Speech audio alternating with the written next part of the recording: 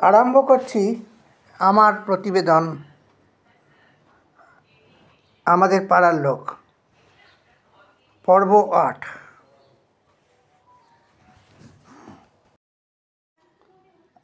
আমাদের পাড়ার লোক এই প্রতিবেদনটা লিখতে গেলে মনটা ভারাক্রান্ত হয়ে যায়।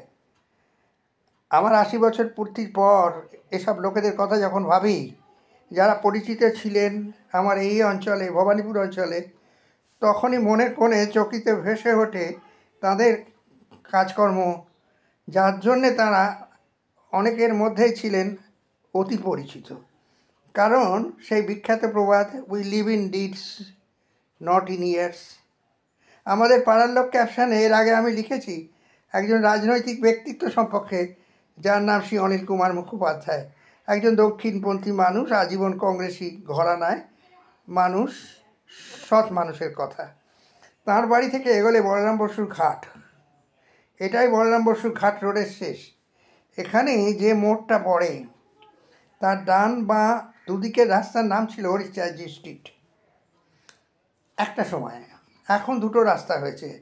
রাস্তার নাম ভেঙে কালীঘাটের দিকের রাস্তার নাম হরিশ্চন্দ্রজি স্ট্রিটই থেকে গেছে। বাকিটা অর্থাৎ উত্তর পশ্চিম দিকের রাস্তার নাম হয়েছে প্রেমেন্দ্র মিত্র সরণি।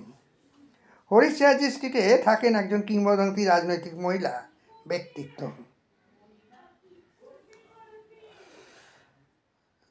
আমাদের মুখ্যমন্ত্রী শ্রীমতী মমতা বন্দ্যোপাধ্যায়, যার কথা আমার ভবিষ্যৎ প্রজন্মের মানুষজনেরা বলবেন আমি আর কতদিন আছি এই পৃথিবীতে, কিন্তু তিনি আছেন, থাকবেন, থাকুন, এটাই চাই।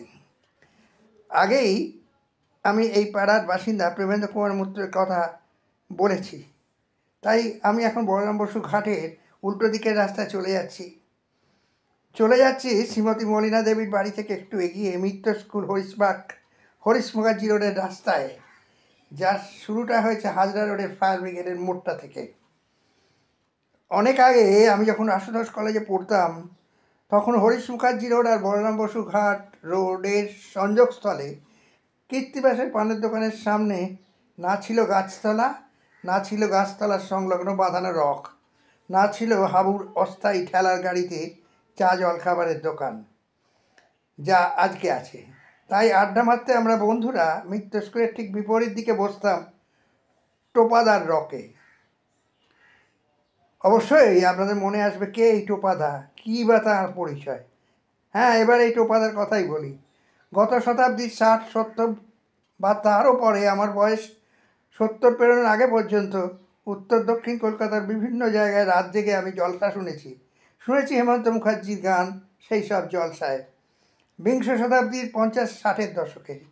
সেখানে দেখেছি আমাদের পাড়ার লোক টোপাদাকে হেমন্ত মুখার্জির গানে খুঞ্জুনি বাজাতে। হরিশ পার্কে ফাংশন হলে ওর রকে বসেই ফাংশন শুনতাম। হেমন্ত মুখার্জির কথা আমি আলাদা করে বলবো, তিনিও আমাদের পাড়ার লোক ছিলেন। হেমন্ত মুখার্জি এবং অমল মুখার্জির বাড়ি আমি অনেকবার গিয়েছি।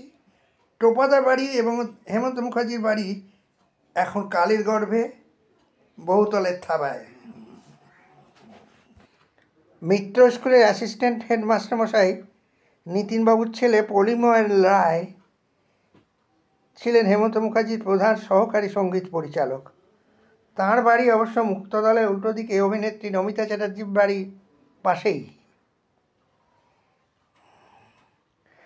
এর সম্পর্কে আমি পরে বলবো, অর্থাৎ নমিতা চ্যাটার্জির সম্পর্কে আমি পরে বলছি।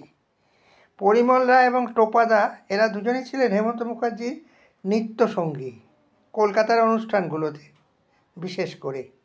তবে পরিমলদা থাকতেন শুধু গান রেকর্ডিংয়ের অনুষ্ঠানে, টোপাদা থাকতেন সমস্ত অনুষ্ঠানে। পরিমলদা এবং টোপাদার সঙ্গে হেমন্ত মুখার্জির বন্ধুত্ব বাল্য জীবন থেকে।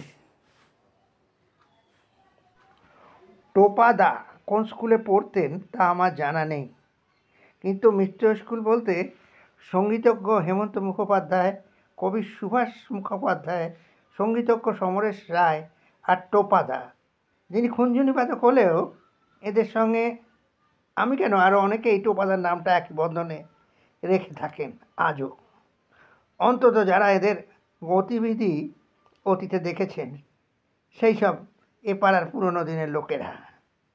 এছাড়া আমি শুনেছি যে এইসব হেমন্ত মুখার্জির মতো মানুষজনের জুনিয়র ছাত্র হিসেবে এই মিত্র স্কুলে কিছুদিন পড়াশোনা করেছিলেন বলিউডের চার্লি চ্যাপলিন, তার ছোটোবেলাতে কয়েকটা বছর ইনক্লাব ছায়াছবিতে অভিনয় করার সময়।